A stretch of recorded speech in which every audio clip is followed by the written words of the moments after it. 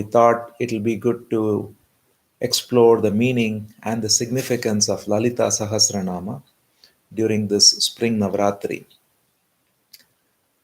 First of all, the word Lalita. The word Lalita means literally the one who plays. The word Leela comes from the same root. So, one for whom this whole universe is a play is Lalita. Lalita also has the meaning of being spontaneous. So, one who is spontaneous and one who is playful is Lalita. So, that's what the name implies. And as far as how this Lalita Sahasranam came about, the brief story is that Hayagriva, who is considered an incarnation of Vishnu, gave this as an instruction to sage Agastya. And Agastya Muni, after praying, some say it is in the Kanchipuram in the south, but that is not quite well established. But regardless, it's Agastya who received this instruction from Hayagriva as the Lalita Sahasranama. It comes in Brahmanda Purana. There are 18 Puranas, Bhagavatam being very famous. There are many others like Vishnu Purana, Skanda Purana, and so on. Brahmanda Purana is the Purana in which this comes. There are a couple of unique things about Lalita Sahasranama which are very important to point out. One is that Lalita Sahasranama is the only Sahasranama where there is no repetition of any name. There are other Sahasranamas, most famous of them being Vishnu Sahasranama. And in other Sahasranamas, typically one or two names get repeated. And of course, commentators give different interpretation for the same word. But in Lalita, there is no such need for commentators because all names are unique. The other interesting thing about Lalita Sahasranama is that it is the only Sahasranama which has no fillers. So in Sanskrit, there are empty words like tu, cha, api, and so on, which are used to meet the meter requirements. So, for example, there are many meters in Sanskrit. It's called chandas. And the meter that's used in both Lalita Sahasranam and Vishnu Sahasranam and even the Gita and many famous works is called Anushtup Chand. And Anushtup Chand, just like every other chand or meter, has specific rules in terms of how many syllables should be there in each line. And sometimes to meet those syllable requirements, they will add fillers like tu, which means it's just like to or and, or cha, which also means and, or api, which means also. So these fillers are used to meet the meter requirements. But Lalita Sahasranam is so perfect that there are no fillers. Every single letter in Lalita Sahasranama is part of the mother's names. So these are certain unique things about Lalita Sahasranama. And as far as its significance goes, first thing to point out is that it works at many levels. It is said that Lalita Sahasranam's sound vibration itself has healing properties. So simply chanting Lalita Sahasranama without even knowing the meaning of it has tremendous benefits. There are two levels of this. Once the great sage of Kanchi Paramacharya, was asked this question. He was asked, why should we memorize different stotras, whether it's Lalita Sahasranam or other such stotras, without understanding the meaning? And he had a very nice response. He said, if you are told that there is a treasure box full of gold, and you are given that, but you are not given the keys, and you are told that the keys will come later, will you still take it or not take it? You'll of course take it, because the keys will come someday. You keep the treasure box with you today, and then when the keys come, you can open it. The same is true with these kinds of beautiful stotras, because even if one doesn't understand the meaning, just having this gives the ability to go into the meaning later at some point.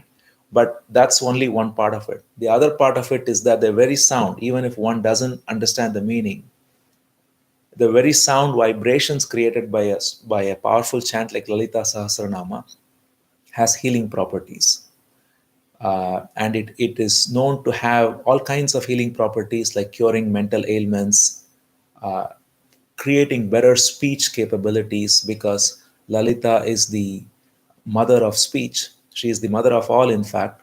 And because this is expressed as words, it has a particular effect on one's articulation and clarity of expression. It removes mental diseases and ailments, they say. It provides clarity of thought, clarity of speech, as we already said, clarity in action, and it also, most importantly, provides true wisdom, which is spiritual well being. So the physical aspect is taken care, the mental aspect is taken care, and most importantly, the spiritual aspect, which is the realization of our own true being, which is what is self knowledge or Atma Vidya, self inquiry, is also provided easily by Lalita Sahasranama. So just the sound vibration provides all of this. And then the meaning. The meaning, of course, has so many layers to it, which we will go into.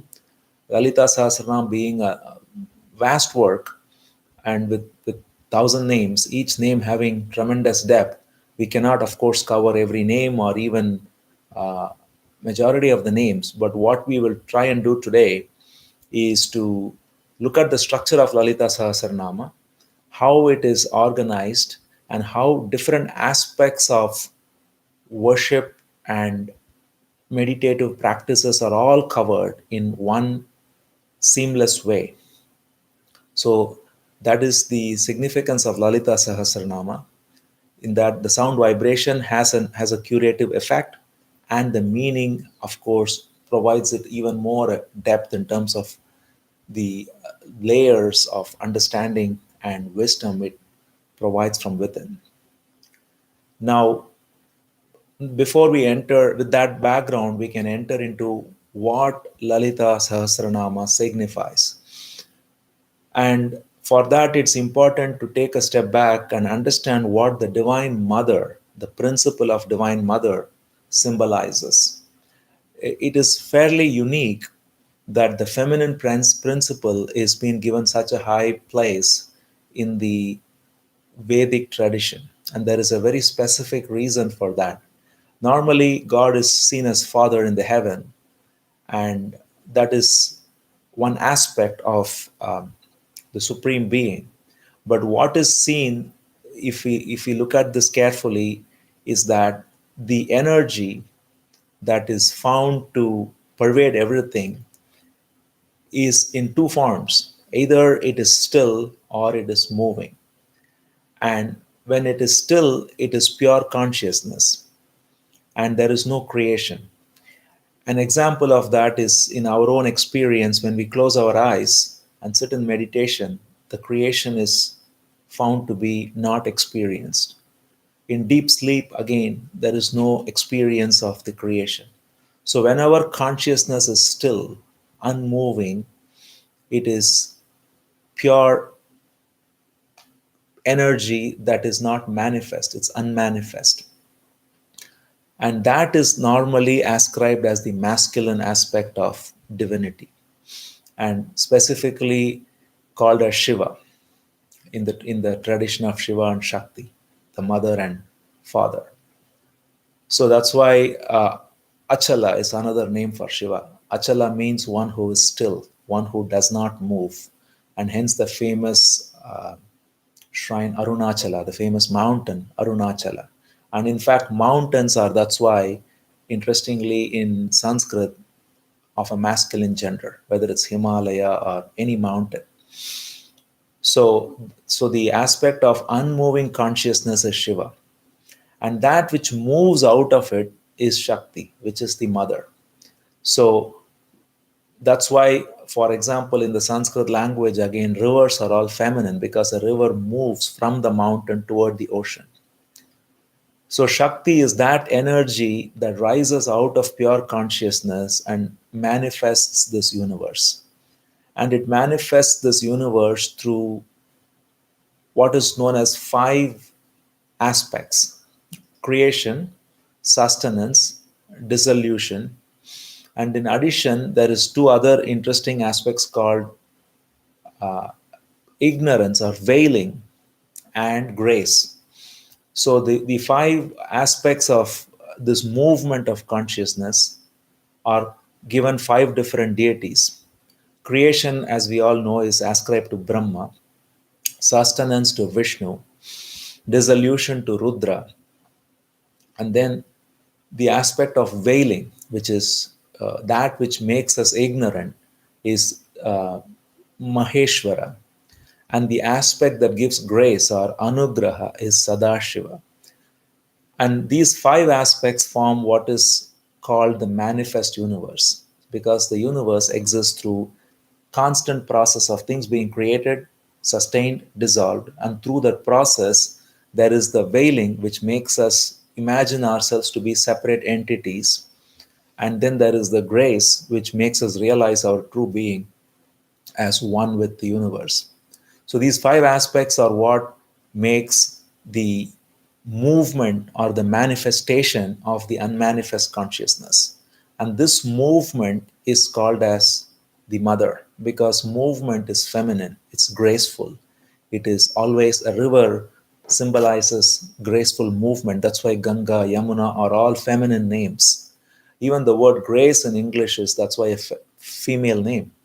You will see women called grace or mercy and so on, where while the father is a masculine, even in Christian tradition. So this is very intuitively seen in other traditions too, but it is more explicitly recognized in the Vedic tradition and called out. So Shiva represents the unmoving father, the pure consciousness that abides still, and the mother Shakti represents the movement, which is the manifestation.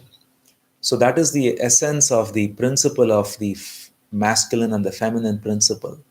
And that is there we see at all levels. Even interestingly, our own brain is known to have two hemispheres, the left and the right, where the left hemisphere is one of movement, of thought, of time, and the right hemisphere is still.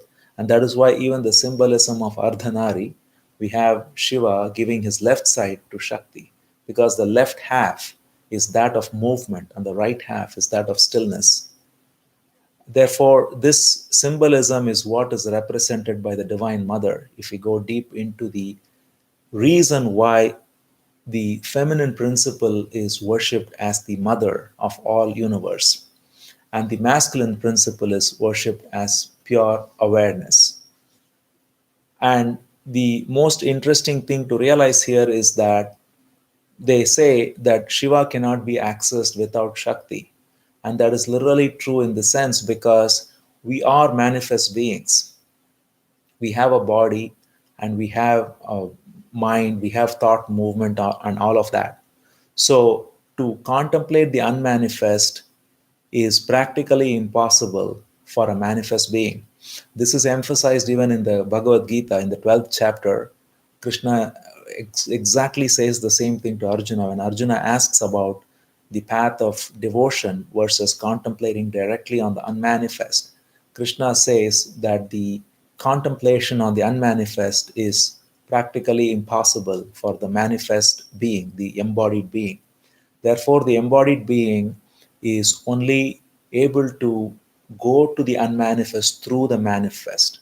By realizing the manifest energy, one can transcend the manifest energy.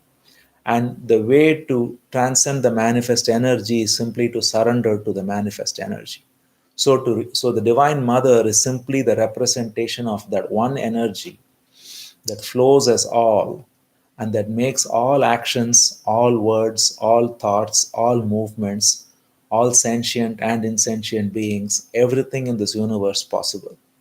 And without that principle, there is no action, no manifestation, no creation of any kind.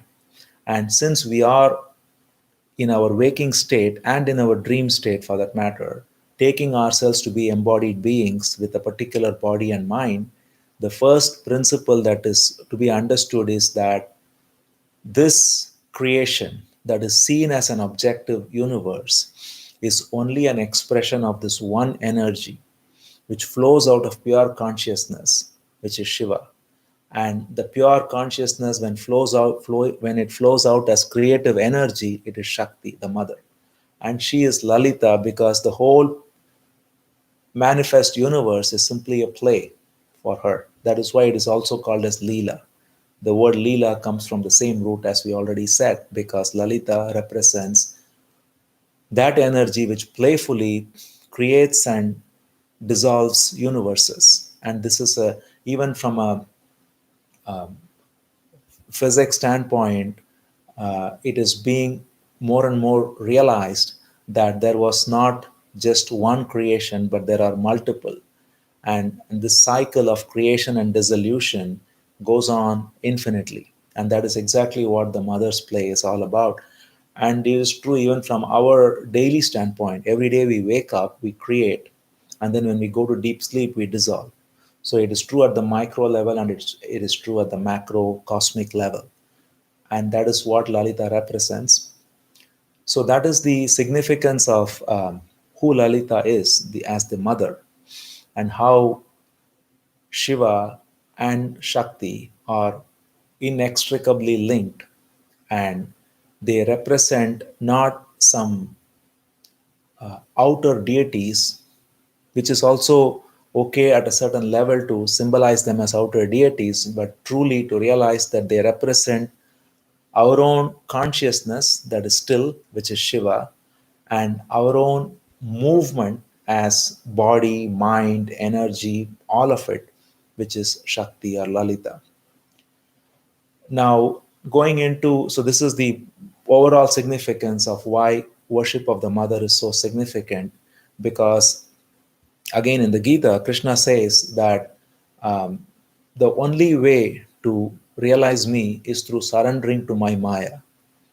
He says, Daivi Hesha Gunamayi Mama Maya Duratyaya Mamevaye Prapadyante Maya Metam Tarantite. He says, this Maya is again the same energy. What we call as, all of these are synonymous words: Leela, Maya, Shakti.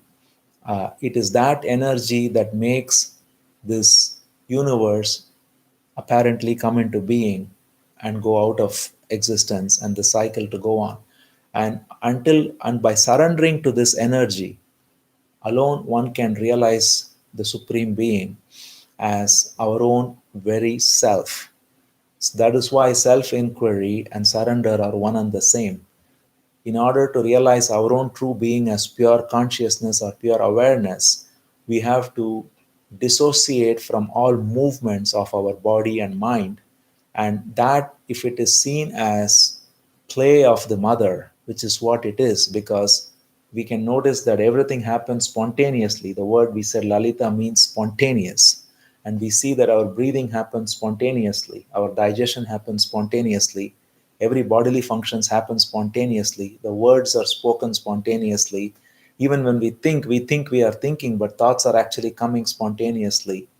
Similarly, actions happen. So every manifest movement is happening spontaneously, and that is Lalita, literally. And if we realize that, therefore, I am not the author of my actions, just as I am not the one breathing. Breathing is happening. I am not the one digesting. Digestion is happening. Similarly, I am not the one thinking. Thoughts are happening. I am not the one acting. Actions are happening. When we realize this, and that the spontaneous happening is what is the Divine Mother, and therefore we surrender all happening to her, then what remains as the pure witnessing of that spontaneous action is pure awareness, which is Shiva. So Shiva is accessible so easily by going within, which takes us right to a verse in Lalita, which is my most favorite verse, which says, Antarmukha Samaradhya Bahirmukha Su Durlabha. So she is so easy to be, she is Antarmukha Samaradhya. She is easy to be worshipped and understood for the one who goes within. And Bahirmukha Su Durlabha.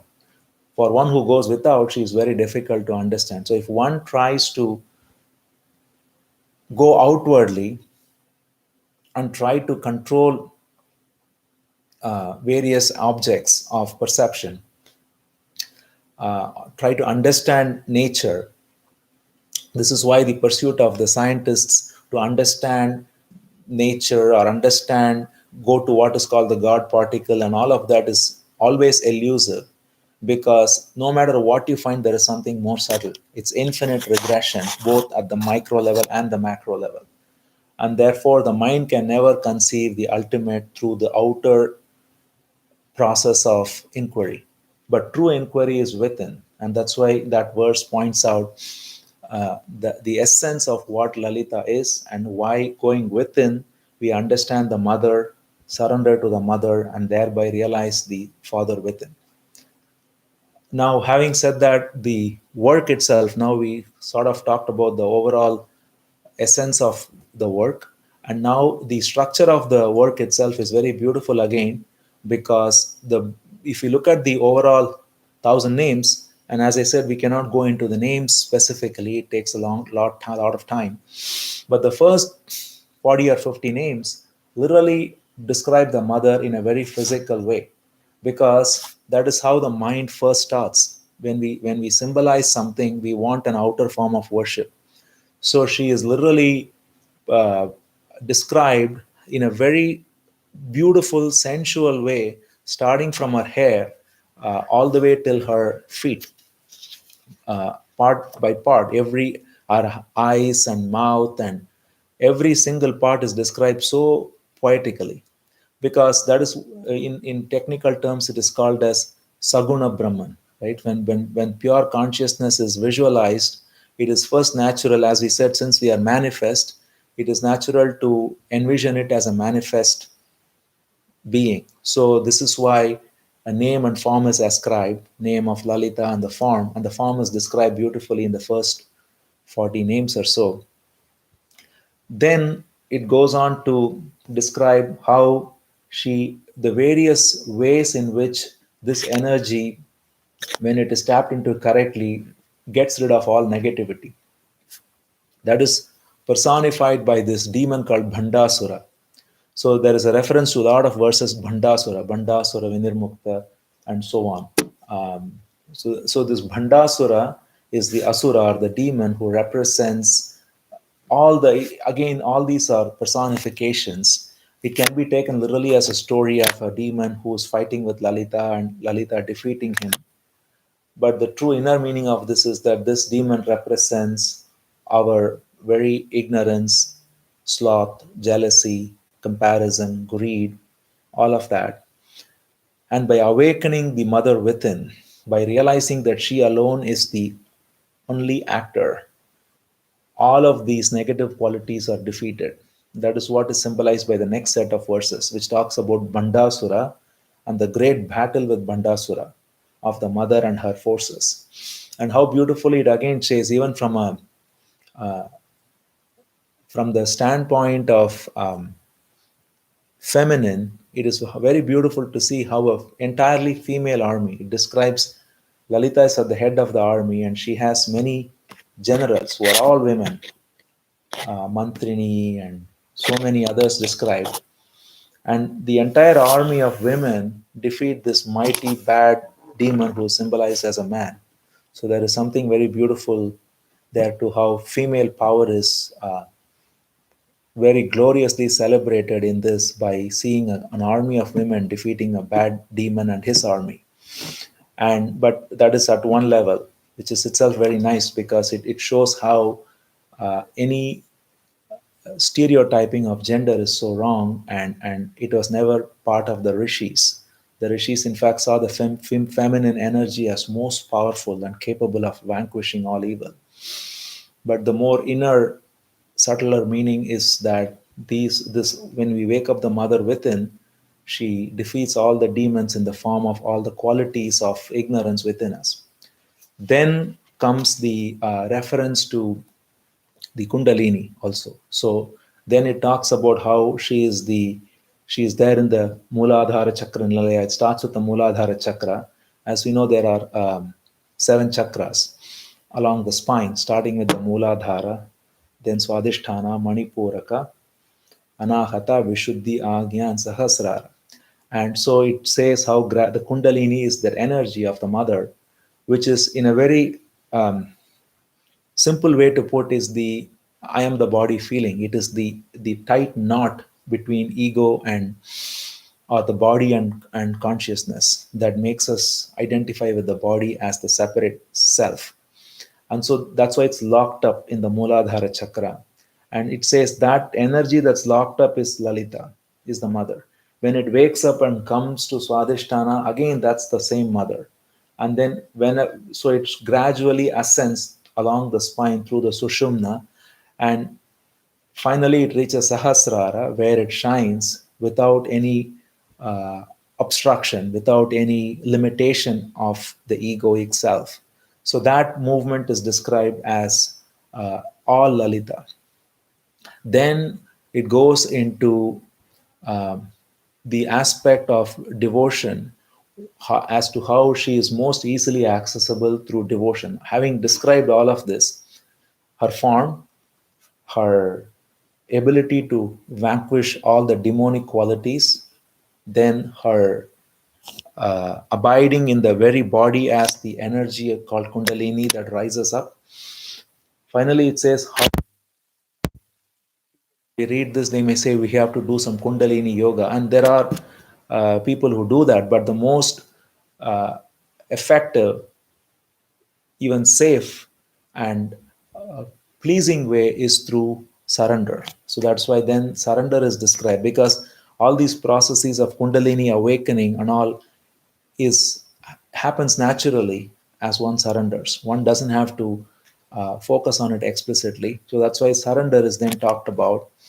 And then after that, very nicely comes the negation aspect. So after all of this, which are all now describing the mother negatively, till now it was all describing positively, because that is the Saguna aspect, then the Kundalini, and then the surrender. And once surrender is described, bhakti is described, then comes the negation aspect, which is the true essence of this energy. And that's why it goes into verses such as Nirmoha, Mohamatani, and Nishkrodha, Krodha Shamani, and so on. So what it says there is everything, Nir is negation, right? Uh, Even in English, I think sometimes it's used like that. I'm not sure, but essentially in Sanskrit, at least, anytime we have the prefix nir, it is the opposite. So it says she is without anger, and krodha shamani, which means she also destroys anger in us. Which means she herself being this one energy that flows and does not see any other, there is no room for duality. And when there is no duality, there is no anger. But the anger is there in us because we are wrongly perceiving duality. But when we wake up to her as the only energy, then anger is destroyed. Same as Nirmoha Mohanashini. So she is without delusion naturally, because she is the one energy that pervades all. And by waking up to her, our delusion is destroyed. And that's why everything is given in pair, Nishpapa, Papa Nashini. So everything, there is, because all negative qualities come only out of duality. The moment I perceive the other, and I see that the other is different from me, there is room for comparison, jealousy, anger, sin, and all the rest. And therefore, but from the standpoint of the Divine Mother, who is the one energy that pervades all, there is no duality, there is no other, and therefore there is no room for any negative quality. And because we are caught in duality, by waking up to her, by surrendering to her, and awakening that true realization within, we are also freed by her grace. That is the other aspect which is pointed out in all these verses. And then it goes on. So these are the main categories in the beginning. And then it goes on to describe some specific forms of worship of the mother in different traditions, which are there is something called the worship through the right hand way and the left hand way, which is one is tantric and the one is through mantras. So those are very, very mystical elements which we don't necessarily have to go into. But what it points out is that in any which way one worships, whether by taking up some tantras or taking up mantras or taking up yantras, uh, all of that worship can only go to the one source of all energy, which is the Divine Mother. And that's why it also says that she is the one who takes the form of all the five. It says um, that she takes the form of Brahma for creation, and then she takes the form of Govinda for sustenance. She takes the form of Rudra, dissolution, and then Tirodhana Karishwari. She takes the form of Maheshwari for Tirodhana, which is veiling, and then Sadashiva Anugrahada. She gives Anugraha, which is grace, as Sadashiva. So all the five forms we said are all different aspects of the same energy, which is causing creation, sustenance, dissolution, veiling, which makes us ignorant, and grace, which makes us wise. So the most important aspect to realize is that even our ignorance and our being caught in our ego is itself an act of the mother's Leela. And by realizing that, automatically grace wakes up, Anugraha wakes up, and then we are able to awaken that energy of the mother called Anugraha or Sadashiva, and we are able to realize her true essence. So this is pointed out, and then there are many other aspects of how duality is non-existent in the mother is pointed out. For example, it says dharma dharma vivarjita, which means she is beyond the field of right and wrong, because again right and wrong is only in the realm of duality. Not seeing duality, there can be no wrong, and therefore there is no duality of right and wrong, and what happens is naturally right. This is why Ramakrishna used to say, and even a Christian saint is known to have said something similar, that love God and you don't need any other rules. Because if you are able to surrender to God completely, then we don't have to go into specific rules and specific do's and don'ts, because just the very awakening of love and surrender and seeing the mother as the one energy that pervades all removes comparison, removes jealousy, removes the propensity to steal from another, removes the propensity to be greedy, accumulate, all of that, because only the separative ego wants all that. Once we realize that what is operating is one energy along all beings, naturally what comes about is unconditional love. So the awakening of unconditional love is essentially the essence, the most important lesson of Lalita Sahasranama, because it only points out through so many names that she is everything that there is. She it says chara achara, that which moves and that which doesn't move, that which is jada ajada, that which is sentient and that which is insentient, that which is destroying and that which is permanent, that which is the body and that which is the knower of the body, Kshetra, Kshetrajna.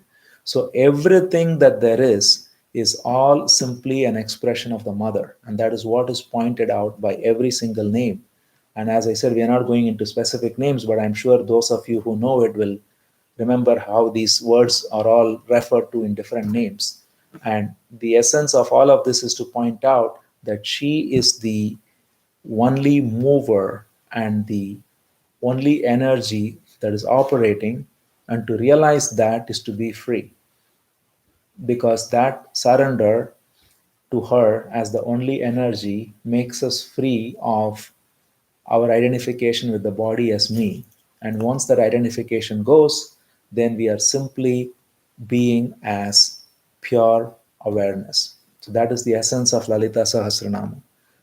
It can all be ended with possibly one very nice simile, that is, I think Ramana Maharshi has also used it, and many have used it, which is that if we have a screen in which we watch a movie or even this YouTube session, uh, and movie is a better example, and then there is a director of the movie who's directing the movie, we can see the simple screen as pure consciousness and the director as the mother. And therefore, if we if you are caught in the specific characters in the movie, which is what every one of us is, then we are going through suffering and misery and momentary happiness and highs and lows and all that. But if we realize that we are not the characters in the movie, because all characters are simply happening according to the will of the director, and that cosmic director is the Divine Mother. And that cosmic director, who is the Divine Mother, operates on the substratum of the screen, which is pure consciousness, which is the self, which is our true essence. So, what is the true essence of every character on the screen? It's the screen only. What is seen is not, is actually only a play of light. What is, if you go and touch it, all we can touch is the screen. Similarly, what is here and everywhere is only pure consciousness. And on this substratum of consciousness, which is Shiva, the cosmic director, which is Mother Lalita, the energy that makes the universe possible, makes this entire play of all the various moving and unmoving beings, you, me, and all of us. And if we realize that that is the essence of the mother that makes this play possible, then we are detached naturally from the specific events and the specific happenings of the character, but we instead remain simply a witness of the entire play or the entire movie. That is the kind of the essence of this whole symbolism, and we went into specifics in that context of the symbolism. So, with that, we can take a pause, and if there are any questions, we can take that. It is interesting that even ignorance is the Divine Mother. So how would how would you explain that to somebody who's just listening to this talk for the first time, to come about that idea? Because anything divine is only good, right? You don't see it as ignorance. Yeah, I think the example of the movie, that's why is very helpful, uh, because see, if we can see even in the example of a movie made by a director, we see many good characters, bad characters, those who are evil, those who are good, those who are ignorant, those who are wise. And if the characters somehow forget that they are actually playing the role and they are identified with the role, then it seems that this particular character is evil and the particular character is good, and at that level it is true. But if we are able to see that the entire play is that of the director, then we don't ascribe any goodness or evilness to specific characters, but we just see that the um, entire way in which this comes about is all part of a grand scheme. And there is a reason why the evil characters are there, because it's necessary for the movie to go forward and for the good to prevail. And it's just a play between good and evil that goes on. We see that in many movies. So if we can see simply in the same way that even this cosmic play, which is called the Leela, is also exactly of the same nature, because what we can see is that at the ultimate level, nobody is acting free of this energy. Nobody has any true independence of this energy. So everybody is functioning exactly as they are supposed to be and playing the part. And that being the case, we can then clearly see that there is a reason why there is ignorance in this play. There is a reason why there is evil in this play, and all of that has its part to play. And without that, it will not be complete. So we cannot wish away anything, and this, in fact, results in unconditional love of not only the good but also the good, not the evil, and everyone. We cannot we can see how um, everyone is ultimately acting helplessly according to what is ordained. And that very seeing creates compassion and love. So the very insight that ignorance and evil and all the negative qualities are also product of the same Leela awakens compassion in us rather than judgment.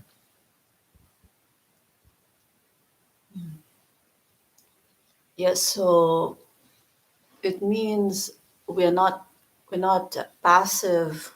When we don't have to be passive in our actions, as in, if everything is predestined, then actions just happen, and even the idea of wrong and right happen in that same realm, right? So it's not you're not we're not asking people to be passive. No, no, not at all. Because we cannot be passive even if we want to. Right? There is always, that's the beauty of this energy of the mother, is that she is always moving, and the body is not still even for a moment. It is always breathing. There are, the cells are active, organs are active, systems are active. So there is constant activity at the physical level, right, which is happening spontaneously. Same with thoughts. Thoughts are happening on their own, and words come on their own, actions happen on their own.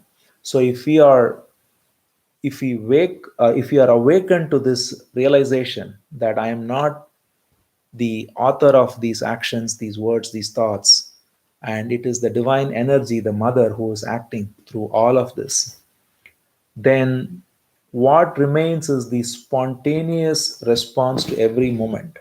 And that is why she's called, as we said, Lalita means spontaneous. And that which is spontaneous is never passive, it's in fact tremendously active, right? So if I am talking and I'm listening to you, the very listening creates the response.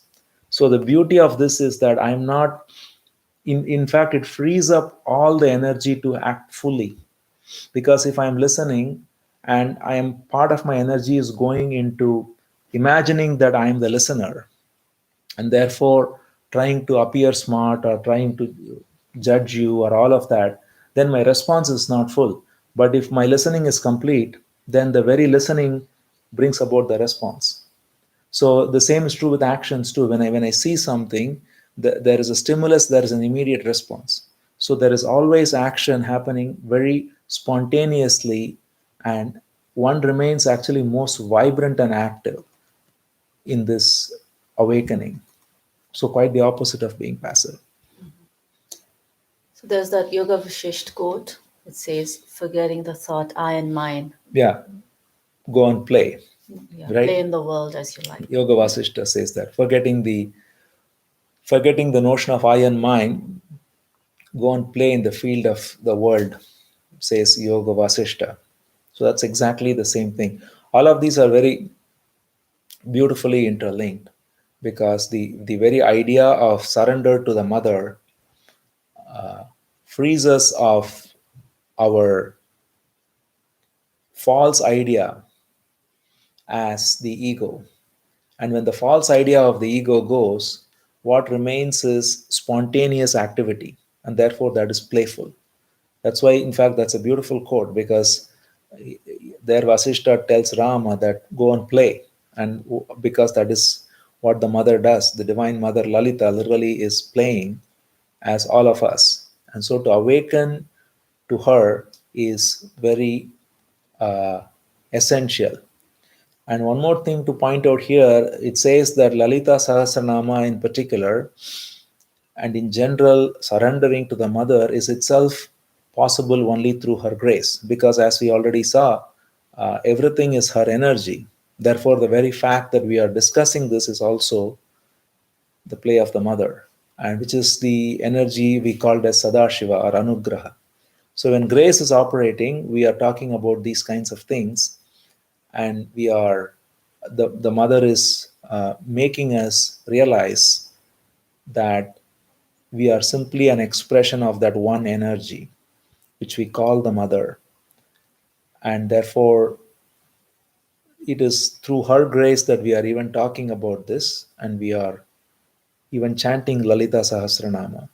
So, one thing to also point out here is that chanting Lalita Sahasranama is itself providing this insight to us from within. So, we don't have to, this all of this provides the context for Lalita Sahasranama, and we also talked about some names of the mother, which point to different aspects of worshipping the mother.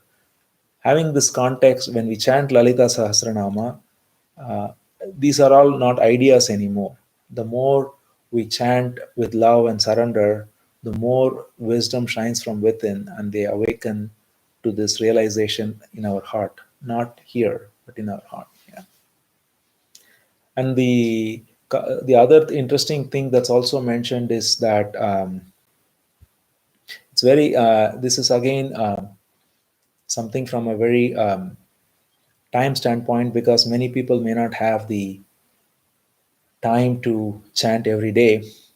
But if one can even chant on Fridays or full moon day, it is considered very auspicious, because again, one may ask why Friday or full moon day. Uh, the reason for that is that again, it's beyond our limited understanding as to how the energy of the universe works.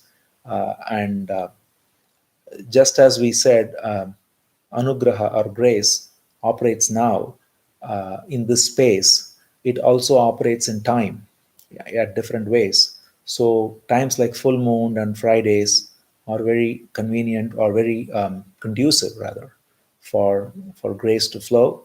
So that's why it's good to chant on Friday evenings, and especially full moon evenings. But most important than all of that is to have this love and surrender toward this divine energy, which we call the mother, and everything else takes care of itself. Thank you.